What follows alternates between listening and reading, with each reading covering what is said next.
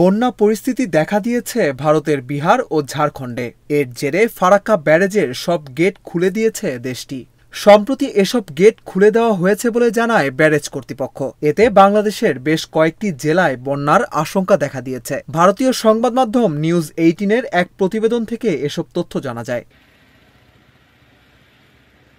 ফারাক্কা বাঁধের এসব গেট খুলে দেওয়ায় বন্যার আশঙ্কা তৈরি হয়েছে পশ্চিমবঙ্গের মুর্শিদাবাদ সহ বাংলাদেশের কয়েকটি জেলায়। বাংলাদেশের রাজশাহী, চাঁপাইনবাবগঞ্জ, পাবনা, সিরাজগঞ্জ, কুষ্টিয়া, রাজবাড়ী ও মানিকগঞ্জ সহ আশেপাশের জেলাগুলো প্লাবিত হবে বলে আশঙ্কা করা হচ্ছে।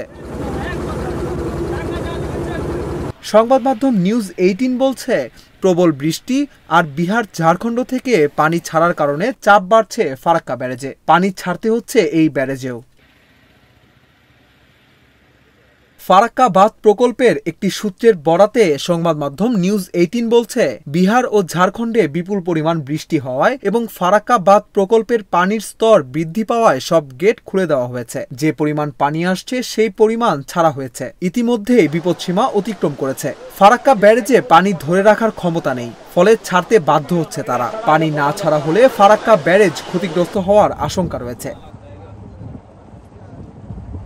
এই পানি ছাড়ার ফলে গঙ্গা থেকে বিভিন্ন গ্রাম ও মাঠে পানি প্রবেশ করছে বলে নিউজ 18-এর প্রতিবেদনে বলা হয়।